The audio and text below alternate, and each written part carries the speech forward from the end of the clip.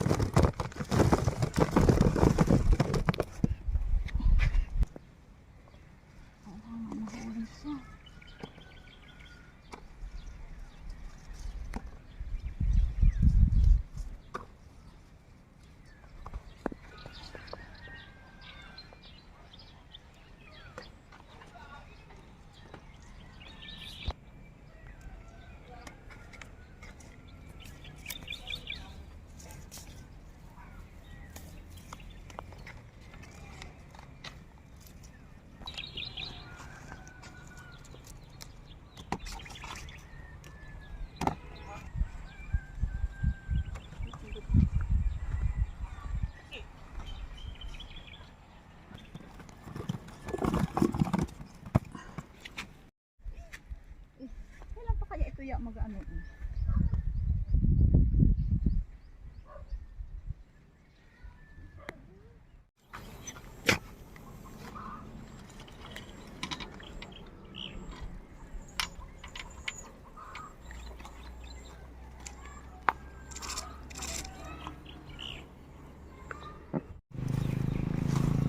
Buhain natin yung pichay mga ka-sisters.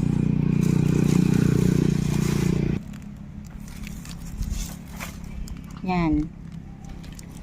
Nagtanim ako ng kalabasa. May kasamang pichay kaya ito. Ihalo natin yan sa gulay. Sa gulay, sa isda. Ito pa.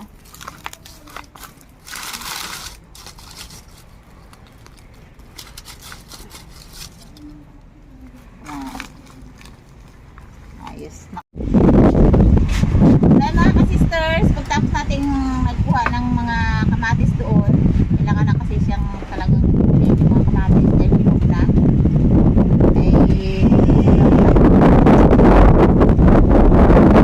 Luto muna ako mga ka-sisters na ulam namin ngayon sa tanghalian. May huli si Tamister, ito yung may galunggong, may talakitok at may dalawang hiwa na yan, samaral na galing sa ref.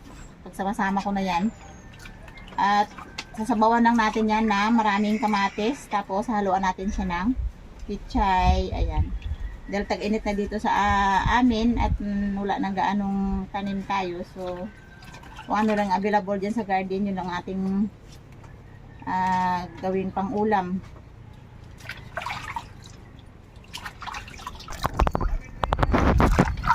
Ayan, yung luto ko na ito mga ka-sisters ay sama-sama kaming kakain ka-brother Ed, dahil dumating si ka-brother Ed kagabi at ngayon ay tanghalian namin, ito yung magiging ulam.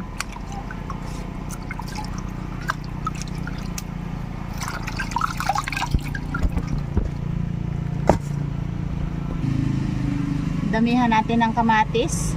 Ihalo natin sa sinabawan. Yan. Then ito yung gusto ni Ka-Brother Ed na magsabaw muna kami.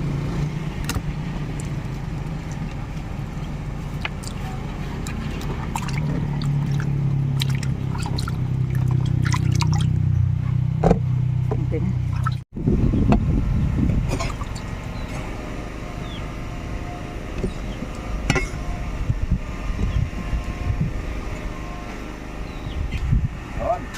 Ayan yung ating silipang sigang.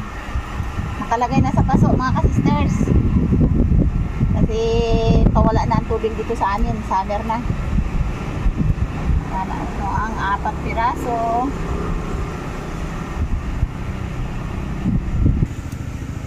Nagpakulo na po ako ng tubig. Ayan. Tagala tayo sa kamatis ngayon. Dahil mura na ang kamatis. Ating sibuyas.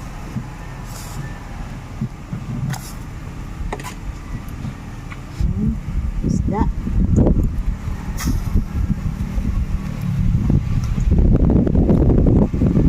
Lagyan ko na ng asin yung isda natin para malasa yung laman ng isda.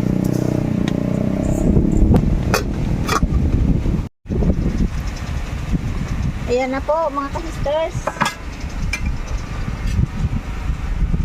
Tumulo na talaga. Ayan, lumitaw na yung ating napakaraming kamatis. Ilagay natin yung pichay.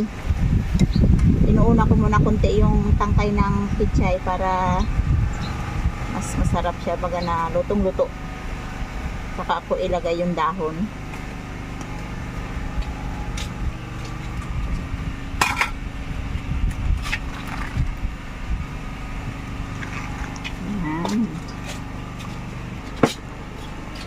Kunting kulo lang ito mga ka-sisters at timpla ay pwede na ulam. Yung isda inilagyan ko na ng asin at natikman ko na pero kulang pa rin sa asin. Yan, dinagdagan ko ulit para tumama yung timpla natin. Hindi yan maalat mga ka-sisters. Rock salt kasi yung gamit ko kaya pag tiningnan mo marami siya pero konti lang. Okay, kunting kulo lang at hanguin na natin yan. Hanguin na natin. Tutok na. Ayan, napakasariwa yung ating isda. Isdang galunggong.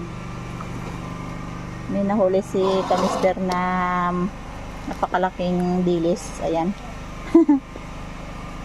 Masarap yan mga ka-sisters yung ganyang dilis. Sa sinabawan namin nilalagay talaga yan.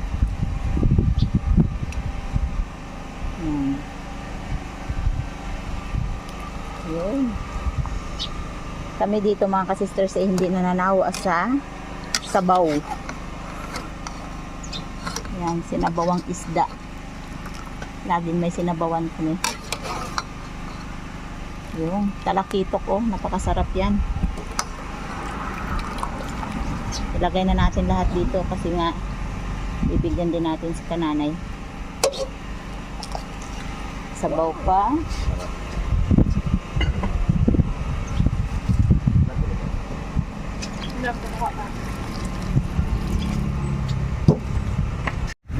So ayan mga ka-sisters, nakatapos na kami magluto at andito na si Ka-Brother Ed para kumain ng tanghalian. Saglit lang mga ka-sisters.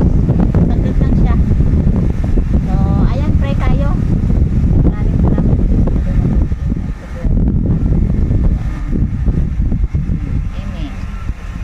Amen. Ito ay kung gusto magsabaw, maglagay na sariling sabaw.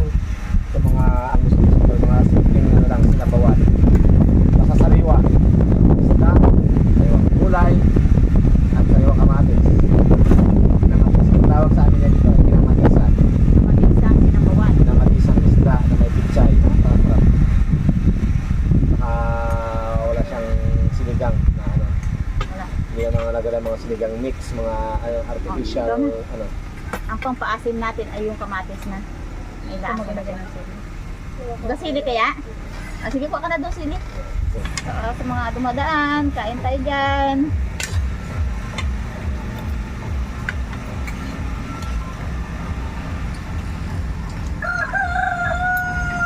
Pagbalik ko dun sa Kalapan, mag-harvest ka brother Ed ng ano, kamatis nung kay ka Sister Mary.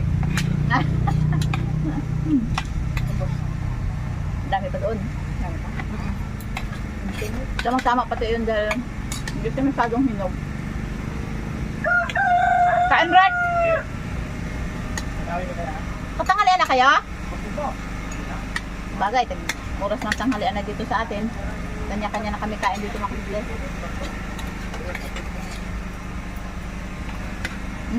Tubaw! Happy open.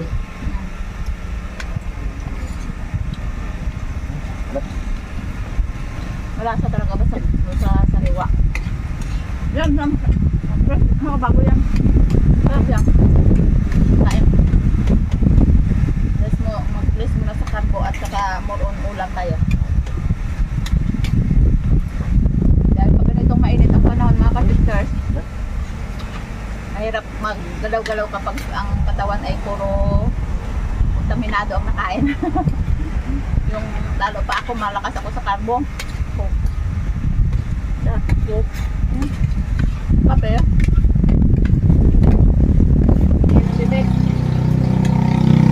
Nung mga high school pa lang ako, gaya nila Aya, mga gusto kong ulam, mga karne, mga fried chicken, yan. Mga mataba. Ngayon na nasa, ano na tayo, nasa 40s na.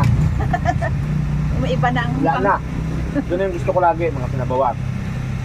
Ginataang. Kasi ang cholesterol ay dapat laging bantayan, mga ka-sister. Ang kalusugan ang importante sa lahat. Iwas-iwas muna tayo sa mga pagkain na medyo nakakadulot ng cholesterol. Oh, laylo-laylo si ka-brother Ed dyan. Hindi talaga inom ng coke. Mahirap natin. So, Ayan, saging na nakainin after. ganyan dessert.